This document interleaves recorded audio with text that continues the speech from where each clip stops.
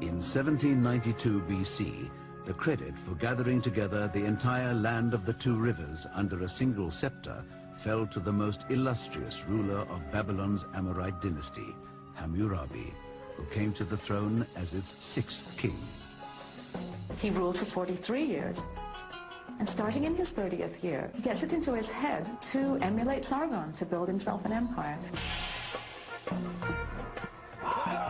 He starts campaigning against the neighboring kingdoms.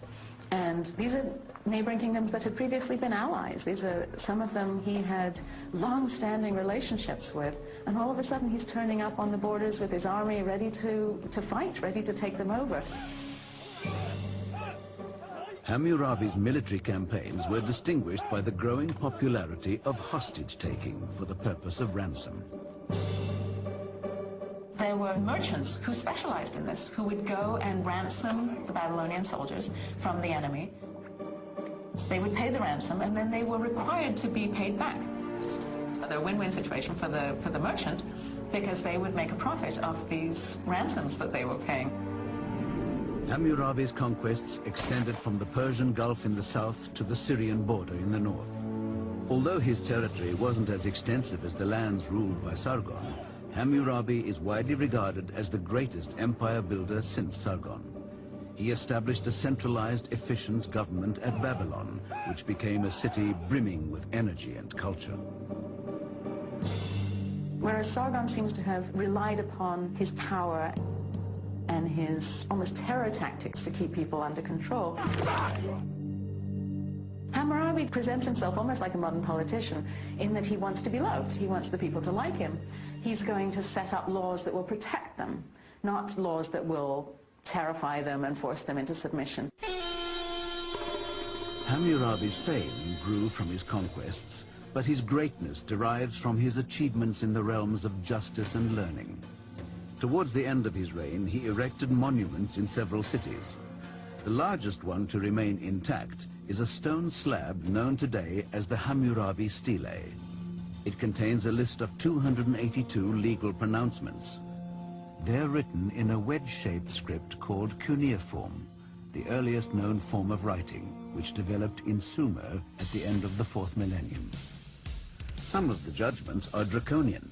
For example, if a slave says to the master, "You are not my master," the master shall cut off the slave's ear.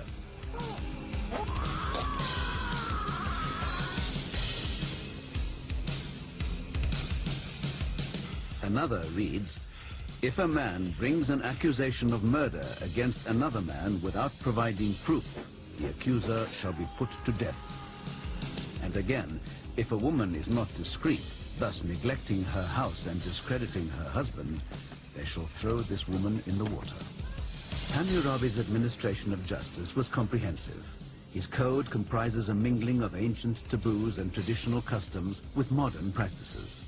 His civil and criminal regulations cover many subjects, including commercial, family and property law, prices and wages, and slavery regulations.